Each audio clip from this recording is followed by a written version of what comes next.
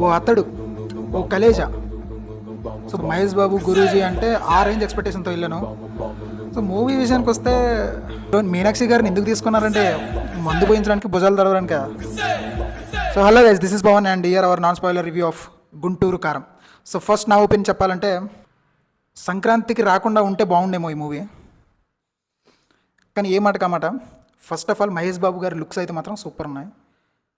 ఆ looks and ఆ style of walking అంతా బాగానే నచ్చింది. కొన్ని సెటరికల్ డైలాగ్స్ నచ్చాయి. మెయిన్ మనం త్రివిక్రమ్ మూవీస్ అంటే మాటలో, ఇందులో అసలు ఆయన డైలాగ్స్ గుర్తుపెట్టుకునే ఒక్క డైలాగ్ కూడా నాకైతే ఏమనిపించలేదు. ఈ డైలాగ్ బాగుందిరా అయితే లేదు.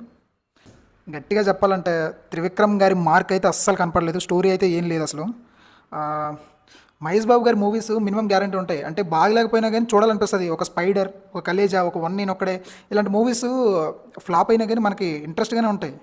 కానీ అసలు దీన్ని ఏ ప్లాట్లో నేను చెప్పాలని నాకు అర్థం కావట్లేదు.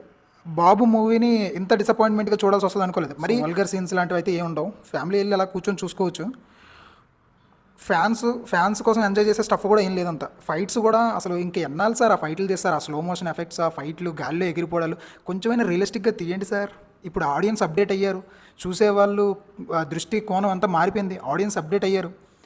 ఫ్యాన్స్నే ఉద్దేశించి తీస్తే అలాగా జనరల్ ఆడియన్స్ ఉద్దేశించి కూడా తీయాలి కదా. ఆ గాల్లో ఎగరడాలు, స్లో మోషన్ ఫైట్స్ చాలు బోర్ కొట్టేసాయి. ఒక 2 decadesగా సరిపోయింది ఇంకా దాన్ని. కొంచెం రియలిస్టిక్ దగ్గరగా తీయండి. ఓకే, కమర్షియల్ మూవీస్లో మనం ఇంతకంటే ఏం ఎక్స్పెక్ట్ చేయలేము, బట్ కమర్షియల్ మూవీస్లో ఉండాల్సిన స్టఫ్ కూడా లేదు, చాలా తక్కువ ఉంది. అసలు అన్నిటికంటే మెయిన్ ఏంటంటే ఆ టైటిల్కి మూవీకి సంబంధమే లేదు. ఏదో హీరో క్యారెక్టరైజేషన్ మీద అలా ఘాటుగా ఉండే ఒక మంచి టెంపర్ క్యారెక్టర్ అనుకున్నాం, కానీ అంతా ఏం లేదు అసలు అక్కడ. కామెడీ సీన్స్ కూడా ఏదో మనం ఇది కామెడీ సీన్ రా మీరు ఇప్పుడు నవ్వాలి అన్నట్టుంది, అంతగా కనెక్ట్ అవ్వలేకపోయాం. నా వరకు అయితే మూవీ చాలా డిసప్పాయింట్ చేసింది భయ్య. అంటే ముందు నుంచే అనుకున్నాం, సాంగ్స్ కానీ బీజిఎం కానీ ఏవి కూడా అంతగా ఇంపాక్ట్ లేవు. అసలు ఇది వరకు ఏంటంటే మూవీలో ఉన్న సీన్స్ని మీమ్స్గా వాడుకునేవాళ్ళు, ఇప్పుడు మీమ్ స్టఫ్ అంతా మూవీలో పెడుతున్నారు. ఆ కుర్చీని ఏంటి అసలు మహేష్ బాబు గారి నుంచి అలాంటివి మనం ఎక్స్పెక్ట్ చేయగలమా?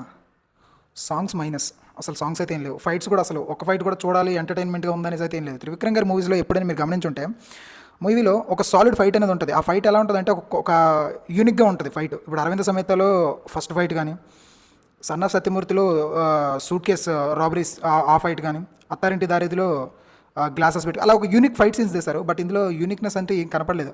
అసలు ఆ కామెడీ సీన్స్కి టైమే సెట్ అవ్వలేదు. అది నాన్ సింక్లో వస్తున్నాయి కామెడీస్. విలన్స్తో కామెడీ సీన్స్ చేయిస్తున్నారు భయ్య. Guruji, it's better to avoid non sync comedy scenes. మీ మూవీస్లో నాన్ సింక్ కామెడీ సీన్స్ చాలా ఎక్కువ అయిపోతున్నాయి. అసలు అజ్ఞాతవాసి పోవడానికి మెయిన్ రీజన్ ఈ అర్థం పర్థం లేని కామెడీ పెట్టడమే.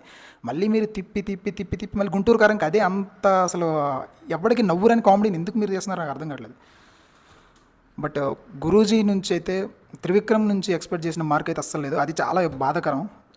అండ్ మహేష్ బాబు గారు ఆయన మాత్రం ఎంతైనా స్క్రీన్ ప్రజెన్స్ మొత్తం సినిమాని అయితే లాక్కొని రాలేరు కదా, స్టోరీ లేనిది. మేబీ స్క్రిప్ట్ అయితే పేపర్ మీద బాగానే ఉందనుకుంటున్నాను. అంటే తల్లి వదిలేసిన కొడుకు అనే ప్లాట్లో స్క్రిప్ట్ రాసుకున్నారు, అది స్ట్రాంగ్గానే ఉంది పాయింట్. త్రివిక్రమ్ గారు లాంటి త్రివిక్రమ్ గారి త్రివిక్రమ్ గారి వర్డ్స్ దానికి పడుంటే మేబీ కమర్షియల్గా వర్కౌట్ అవుతున్నామో.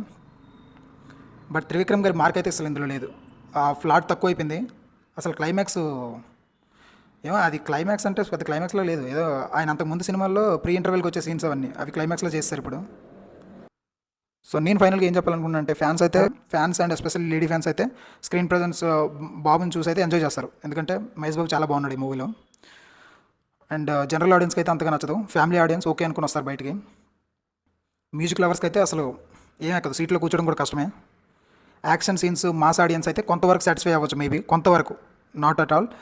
బట్ ఫైట్స్ అయితే అసలు ఏం బాలేదు, నాకైతే ఒక్క ఫైట్ కూడా నచ్చలేదు భయ. ఇందులో త్రివిక్రమ్ గారి మూవీస్లో ఫైట్స్ కొన్ని బాగుంటాయి, చూడడానికి కొంచెం యూనిక్గా తీస్తారు ఆయన, కానీ ఇందులో ఒక్క యూనిక్ ఫైట్ కూడా లేదు. అంత మరీ కమర్షియల్, అదే రొట్ట స్లో మోషన్ ఎగరడాలు దొంకడాలు, ఎన్నాళ్ళు 2 decadesగా చూస్తూనే ఉన్నాం ఇలాంటి ఫైట్ సీన్స్ అన్ని. సో బోర్ వచ్చేసింది.